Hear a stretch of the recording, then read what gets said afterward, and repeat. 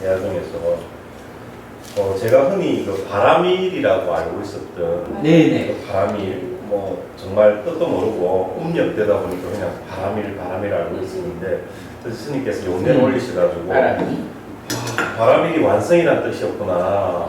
그걸 보고는 세상에 내가 이때까지 바라밀 뜻도 모르고 음력된 걸 보고 예를 들어서 다른 뭐 수행 단체에 갔는데 우리 저사님께서는 전생에 뭐 바라밀이 부족해서 안 된다. 이게 뭘까 했는데 어제 그 바라밀이 완성이라 된 것을 보고 사부니까에는 십바라밀 수행이 없다라는 걸 보고 저는 또 한 번 또 충격이었거든요. 그게 우리가 가르치는 공부의 기준을 명확히 하는 일에 중요한 의미가 있는데 이 불종성경이라는 경이 여러분 저기 연등불 알잖아요. 네.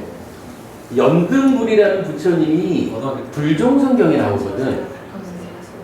그래가지고 이제 서가모니 부처님이 연등불로부터 수기를 받잖아요. 그리고 연등불하고 서가모니불하고 사이에 22명의 부처님이 더 있어요.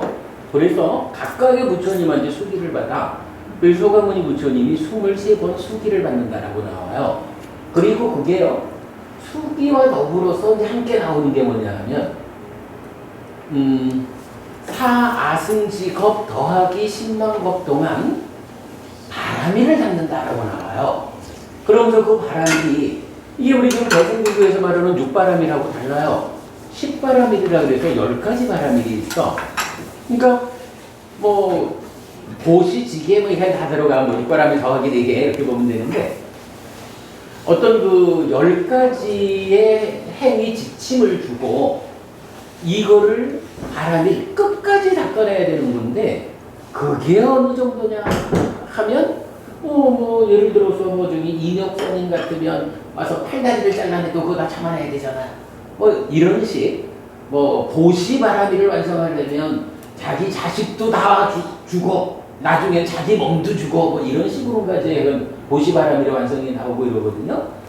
근데 문제는 그 불종성경대로 공부를 해서 부처가 되는 데는 23번의 수기라는 형식도 있지만 사아승지겁 더하기 10만겁 동안 무엇을 해야 됩니까? 라고 하면 지금 우리가 말하는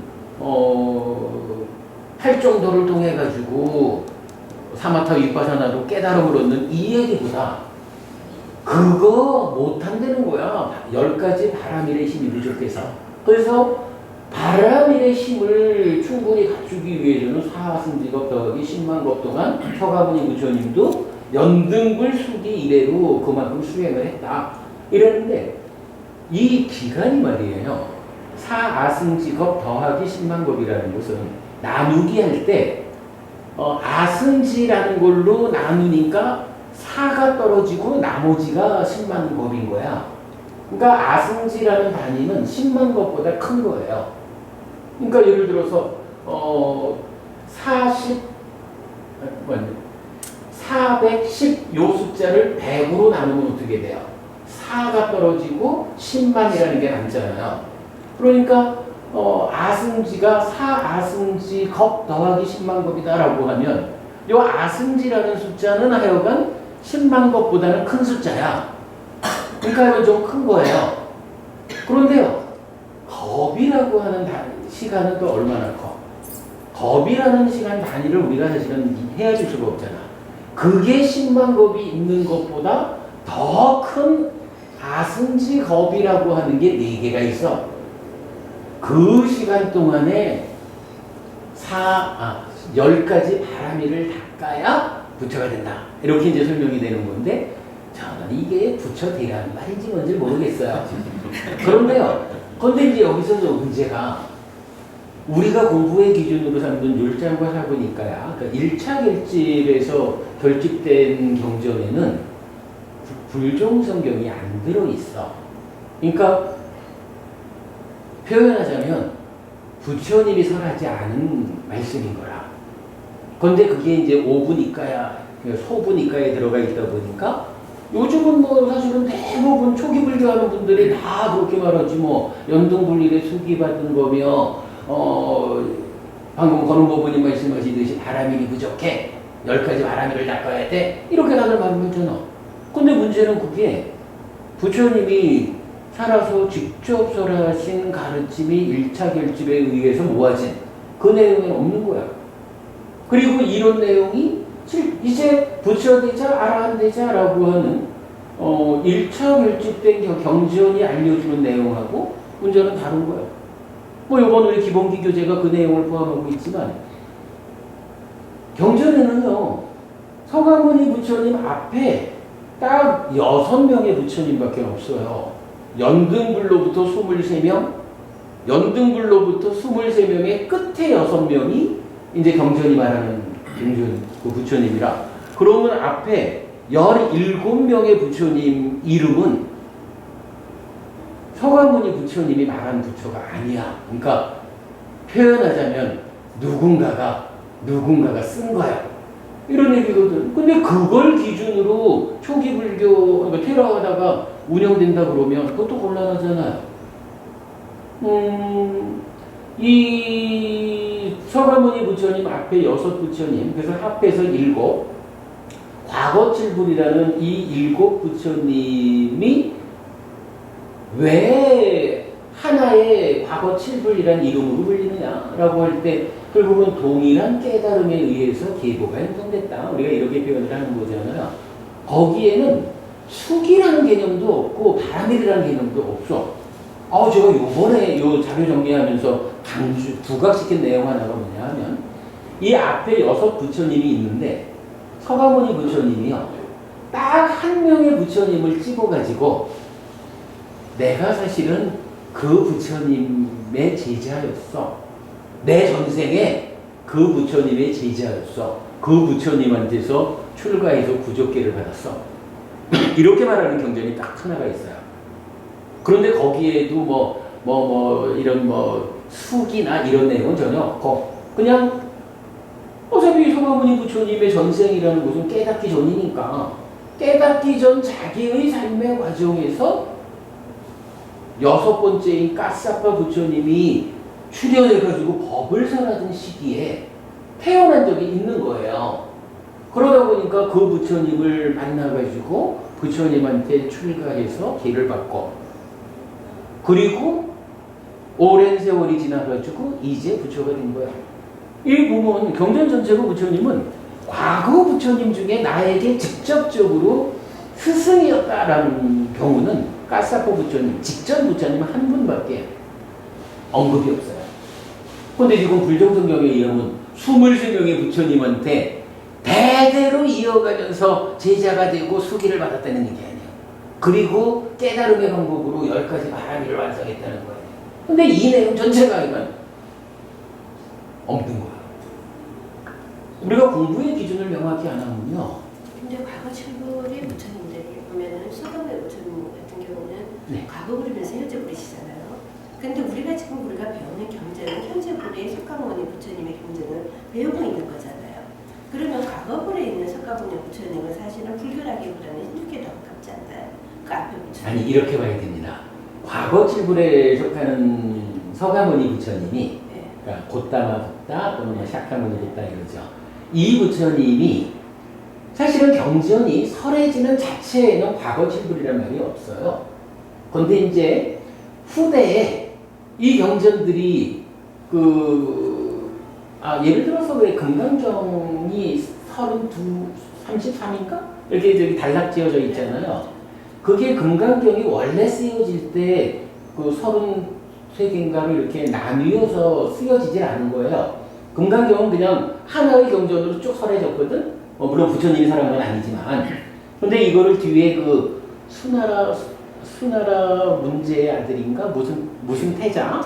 예, 무슨 태자가 자기가 금강경을 공부하면서 요걸 좀 구분을 해줘야 공부가 쉽겠다. 이래가지고 구분을 해준 게 지금, 현재 불교에서는 그 구분된 거를 가지고 보잖아요. 마찬가지 과거 칠불이라는 이 표현도 부처님이 나를 포함한 과거 칠불 이렇게 표현한 것은 경에 실제로는 없어요. 그런데 이제 그 대전기경이라고 하는 경전을 과거 부처님들의 일화를 부처님이 쭉 설명하고 그 중에 현재의 그러니까 앞에 이렇게 뭐 밑바시 식히 뭐 이래 와가지고 까싸빠 세전 아라한 정등각이 있었다. 그리고 현재의 세전 아라한 정등각인 내가 있다라고 하면서 7번째 석가모니 부처님이 말해지는 거거든요. 단지 그렇게 말해질 뿐이야. 그러면 경전의 입장에서 보면 과거 칠불 개념이 없이 그냥 부처님들의 역사가 있어요.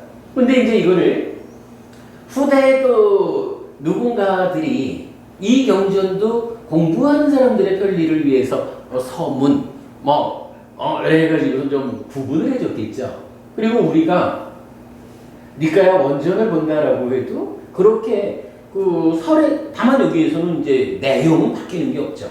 내용은 바뀌는 게 없이 이렇게 단락지어서 공부에 편리를 제공한 요런 상태로 보니까 그때의 구분하기를 그 구분한 사람 입장에서 보면 서가모니도 과거 사람이잖아요.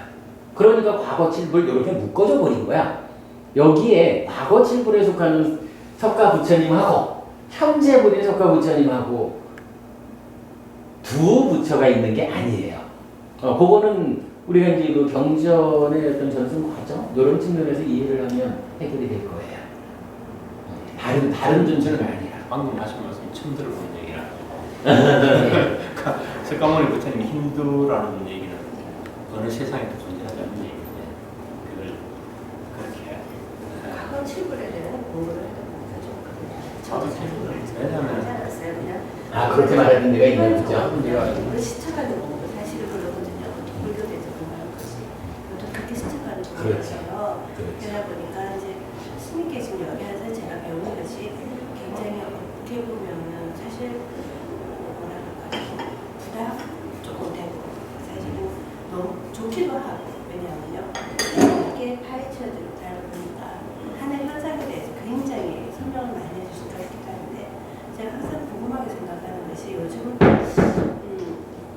일정불교 쪽에 스님께서 수행을 한다 하면 근본불교 쪽으로 많이 말씀들을 하셔요. 스님들께서 많이 말씀을 하시는데 우리 공부하면서 보면은 왜 부처님 시대 때 사실은 경전 자체가 없었잖아요. 그래서 결집을 통해서 제자들이 사실은 우리가 지금 보는 책이 전 그때 나온 걸로 저는 알고 있는데 결집을 통해서 1차 결집, 2차 결집이 그거 있잖아요.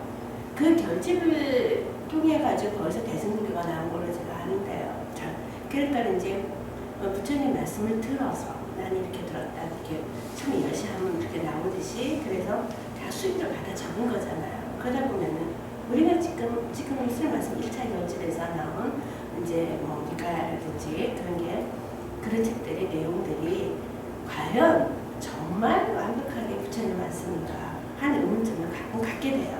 맞습니다. 타당한 의문인데 그거는 이제 결집 과정에 대해서 우리가 좀 이해를 하면 해결될 문제예요. 우선은 이렇게 봐야 돼요. 부처님 당시에 경전이 있었을까요? 없었을까요? 그때 당시는 없었을까요? 근데 그거를 있었다고 봐야 돼요. 무슨 이야기냐 하면 자, 부처님 당시에 불교가 어느 만큼 그 세력을 확장했냐 하면 겐지스강을 중심한 인도의 인도 중부 영역을 통째로 불교 국가화됐잖아요. 그런데요, 거기에 사는 사람들이 얼마나 많았겠어요. 그런데 부처님은 한 사람이었잖아요. 부처님 혼자서 법을 설할 수가 없는 거라. 그러니까 어느 지역에 가면 그 지역에 사는 스님이 그 지역 사는 사람들에게 법을 설해야 된다고. 그런데 이때 이 스님은 무엇을 근거로 법을 설했을까? 당연히 경을 근거로 법을 설하는 거예요. 근데 이제 그 당시 그 경이라는 개념이 뭐 경은 기본적으로 부처님이 누구랑 대화한 이야기가 이제 경인 거죠. 그랬을 때 부처님하고 누구하고 대화를 했다. 부처님이 법을 설했다라고 하면 그거를 들은 사람들이 근데 그때는 물론 인도의 특징이기도 하지만 또 수행이 깊은 분들이니까 특징적으로 그걸 글로 적는 게 아니라 외우는 거예요.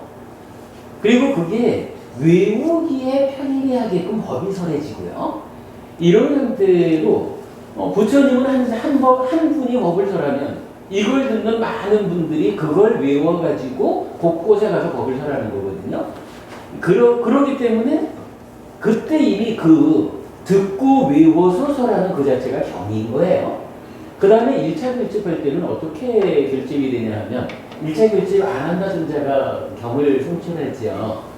그런데요, 실질적으로는 1차 결집의 주인이 누구냐 하면 안 한다 존자가 아니고 까사빠 존자, 마하까사빠 존자야. 그래서요, 그 이제 우리 그 교재에도 그런 부분이 설명이 돼요. 어떻게 그 결집이 되냐 하면 안 한다 존자가 딱 중심 잡고 앉아가지고, 그러니까 마하까사빠 존자가 중심 잡고 앉아가지고, 안 한다 존자, 그러니까 처음에는 이제 우빨리 존자를 딱 앉히고, 그 계율에 대한 이야기를,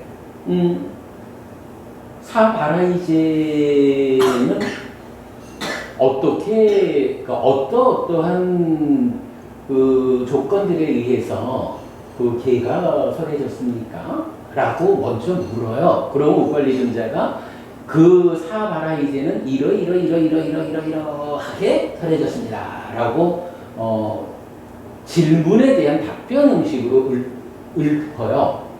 그래가지고 보면 모아진 거야. 그러면 그때도 보면 유리라는 것은 우빨리 존자가 읊었다라고 하지만 실질적으로는 마하까사빠 존자가 이미 45년 동안 어떤 그 불교 안에 있던 것을 결집이라는 형태로 정리하기 위해서 조목조목 순서를 잡아가지고 질문을 하는 거야. 그러니까 틀을 짜는 거야, 마하까사빠 존자가. 그러면 답변을 하거든요.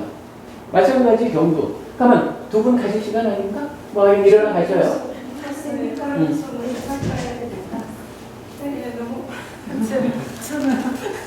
어디 가셔요? 우리도 그냥 이야기만 하고 마시죠. 수영 어머니 한 주 잘 쉬셔요? 네, 잘 보내겠습니다. 중간에 시간 날 때 한번 놀러 오셔요. 알겠습니다. 국가 부모님은 언제 오시는데? 놀러 오세요. 매일 오시죠. 내일 와서 뭐 하시는데요? 수행하고 계시잖아요. 아, 그렇습니까? 스님 시식에도 안 하고. 아니요, 법무님 수행하고 저는 책만 들고 그래요. 일일적으로. 네. 그래, 요 얘기 마무리합시다. 이제 율이 그렇게 그렇게 이제 결집되듯이 경도 똑같아요. 경도 마하까사빠 존자가 안한다 존자를 앞에 앉히고 경을 어떤 순서로 결집을 할까요?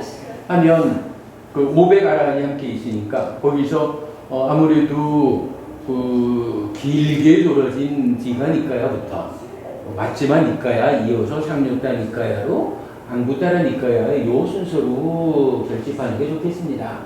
그 얘기는 뭐냐 하면 이미 설해져 있는 경전이 있어서 알아. 요거를 어떻게 편집을 할 거냐, 어디에 끼워 넣을 거냐를 결정하는데 요렇게 네 가지 형태로 순서를 잡읍시다. 이렇게 말을 하는 거거든요. 그래가지고 그 순서에 따라서 마하까사빠 존자가 안한다 존자한테 디가니까야를 먼저 하겠습니다. 디가니까야는 우선 법망경이 먼저 정리돼야 하겠습니다. 법망경은 어떠한 조건에 의해서, 그러니까 뭐 어디서 어떤 일에서 누구를 대상으로 설했습니까? 이런 얘기죠. 어떤 조건 관계에 의해서 법망경이 설해졌습니까? 라고 하면 그때 안한다 존자가 우리 여시야문에서 제가 까사빠 존자께서 질문하시는 그 경전을 요렇게 들었습니다. 라고 그렇게 쭉 읊어내는 거예요. 그럼 그 읊어내는 내용을 500아란이 다 듣다가 내가 그 자리에 있었다. 뭐 이런 경우도 있을 거고 나는 그 자리에 있지 않았지만 적절하다. 뭐 이럴 수도 있고 그러면 타당합니다. 라고 합의 돼가지고 편집이 되는 거예요. 그러면 이제 계속 마하까사빠 존자가 그렇게 해서 법망경을 다 정리해 놓고 두 번째로는 사문과경을 읊어주십시오 하는 거예요. 그러면 마하까사빠 존자가 딱 운전해서 가는 그대로 안한다 존자가 그걸 읊어내주는 거거든요. 요런 거 결집 관계를 이해하면 원래 없던 경전들에 대해서 제자들이 무언가 어떤 특별한 다른 시도에 의해서 1차 결집이 되었나 보다 이렇게 보지 않아도 되죠. 그러니까 이미 부처님 당시에 어쨌든 부처님 말씀이 암송의 형태로 암송의 형태로 정리되어 가지고 많은 스님들한테 전달되니까 그걸 스님들이 그걸 머릿속에 들고 가가지고 자기가 사는 쪽에서 어쨌든 설법하지 않고 포기할 수 없잖아요. 그죠? 이제 그렇게 이제 병이 이미 있었는 거야. 머리에 있었다는 거예요. 그렇죠. 이게 이제 언제까지냐 하면 BC 100년경에 사실은 암송하는 게 최고의 전승 방법이에요. 글로 쓰는 거는 고의적으로 글자를 바꾸든지 옮겨 적다가 좀 실수를 하든지 한 번만 바뀌면 영영 바뀌잖아. 이건 누구든지 사실은 쉽게 바뀔 수 있는 거예요. 글로 적는 거는. 근데 암송이라는 거는요. 힌두교에서는 불교보다 천년 전부터 외워가지고 배달을 전승하잖아요. 이게 저는 그렇게 말을 잘해. 우리 때 말이 우리 시절에 조용필이 창밖에 여자를 탁 불러가지고 공전의 히트를 쳤거든. 만약에 말입니다. 누가 사랑을 아름답다 했는가? 뭐 이런 이야기를 그냥 이렇게 읽어가면 잘 모를 거예요. 근데 만약 그걸 하다가 누가 이 사랑을 아름답다 했을까? 이러면 누가 사랑을 아름답다 했는가? 하고 누가 이 사랑을 아름답다 했을까? 라고 하면 잘 듣지 않고 이게 어떻게 다른지 틀린 걸 놓쳤잖아. 근데 이게 누가 사랑을 뭐 하면서 그 노래를 불러놓으면요. 이게 옆 사람이 누가 노래를 부르는데 누가 뭐 이렇게 좀 달리하면 반박한다고요. 근데 이거를 혼자 하는 게 아니라 수십 수백 명이 동일한 음률에 의해 가지고 창밖의 여자를 해봐요. 거기에서 어떤 오류가 있다면 단박 알려주지. 경전이라는 게 암송된다는 게 그런 방법이거든요. 그래서 이거는 변형이 불가능해. 누가 개인적으로 아무리 변형을 시키려 해도 대중이 함께 그거를 평생 그 경전 암송하는 곳으로 수행을 삼은 스님들 무리가 있단 말이에요. 그 무리들에 의해서 이렇게 전승되는 거니까 이건 의도적으로도 바꿀 수가 없어. 근데 딱 하나 이게 문제가 뭐냐 하면 전쟁이 나거나 기근이 들거나 이래가지고요. 이 암송하는 비구들이 다 굶어 죽어버리든지 이슬람이 쳐들어왔을 때는 다 죽였잖아요. 뭐 이런 식이 되어가지고 스님들이 암송할 수 있는 몸을 잃어버리면 전승이 안 되잖아. 그럼 끊어지잖아. BC 100년경에 이게 폐역경 뭐 이래가지고 글씨로 적게 된대요. 그때가 스리랑카에 기근도 심하고 전쟁 나고 이래가지고 그쪽 기록 보면은 어떤 아주 큰 스님이 일주일 동안에 먹은 거라고는 야자라 그러나 그러니까 누가 먹고 버린 껍질만 남았는데 그걸 거기 조금 묻어 있을 거 아니에요. 일주일 동안에 먹은 거라고는 야자라면 제가 그 껍질에 붙은 조금밖에 먹은 게 없다. 이런 기록을 제가 봤어요. 그러니까 다 굶어 죽는 거예요. 그러다 보니까 이 시간이 조금만 더 가면 경전을 암송하는 이 스님들이 다 없어져 버리잖아요. 그래가지고 어쩔 수 없이 기록을 남기는 거예요. 이게 많은 사람들은 문자화되기 이전의 그 역사를 어떻게 믿냐 이러는데 문자화되기 이전이 사실은 정확한 거예요. 예. 지금도 스리랑카에 가면 암송하는 스님들이 있거든요. 정말 빠르답니다. 우리가 대한민국 백두산이 마르고 따지는 대한민국들은 이렇게 쭉 하면 그 불과 짧은 시간에 경 하나를 다 알고 그래 우리가 바나와라라고 그래야 한번 쫙 하면서 쫙 한 바퀴 탁 돌 수 있는 그 기간이 경전에 거의 나오거든요. 뭐 개성으로 예를 들어 이제 디가니까야는 뭐 62 바나와라 이렇게 이제 그게 있어요. 근데 쫙 한 번 하고 쉬고 쫙 한 번 하고 쉬고 하는 거. 그러니까 62번인가 하여간 60번인가를 쉬어야만 디가니까야를 다 암송할 수 있는 그 말씀이죠. 그리고 이제 니까야를 보면 저희들이 공부를 하다 보면 니까야를 보고 금강경을 보십시오. 구조를. 그 다음 법화경을 보십시오. 구조가 아니다. 니까야는 아주 세밀하면서도 이 소리 저 소리가 아니고 같은 문구가 반복되면서 말이 한마디씩 착착착 바뀌어가면서 바뀝니다. 그거는 누가 봐도 암송을 하는 겁니다. 암송을 위한 그럼 전성을 위해서는 횡설수설하면 안 되거든요. 헷갈린다. 근데 딱 보면 쫙 동일한 패턴이 비슷하게 반복되면서 말 한마디가 탁탁탁 바뀌면서 정말 핵심적인 말이 다 바뀌어버려요. 그런데 거기 이제 금강경 가면은 금강경이 그나마 초기적인 불교 대성이니까 조금 그 패턴을 약간 따라오고 법화경 가버리면 완전 3,000% 가버려요.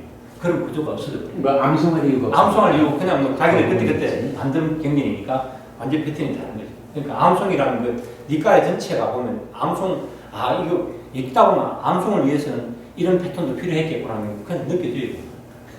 법화경하고 이런 게 완전히 다른 구조가 되어 있죠. 그래서 이제 우리가 그런 부분을 좀 세밀하게 좀 알면 굉장히 다양하게 잘못 알고 있었구나 하는 것을 언제 한 TV에서 방송된 게 있어요. 네. 불교가 이제 통해가지고 이제 시크로 통해서 TBS로 중국으로 통해서 한국으로 들어오고 일본으로 비교를 하더라 기자가. 이제 뭐 여기서 예물 방식도 그렇고 스님들 뭐라 그럴까 이렇게 식사라든지 아니면 여러 가지 이렇게 그런 굉장히 많이 바뀌더라고요.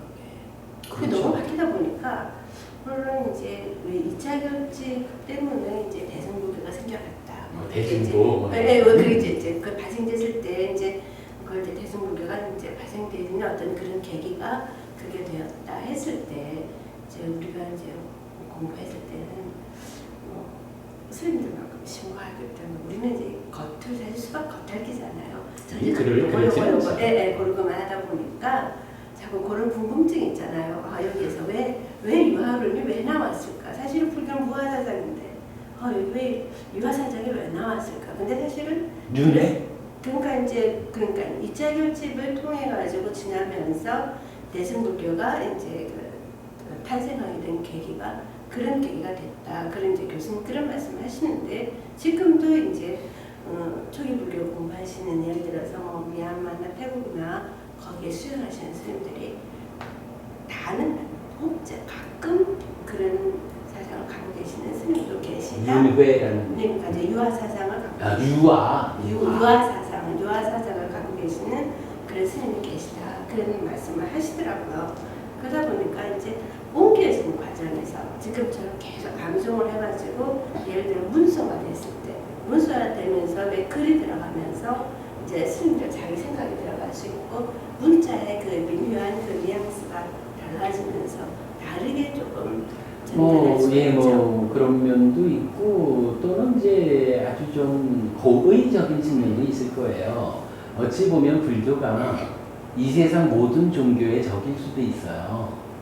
이 세상 모든 종교가 그래도 뭔가 그 말씀하신 유아, 그 유아를 토대로 권능 가진 자, 사실은 종교라고 하는 이름을 가지면서 이 권능 가진 자가 배제되면 살아남을 수 있는 종교가 뭐 어떤 게 있겠어요?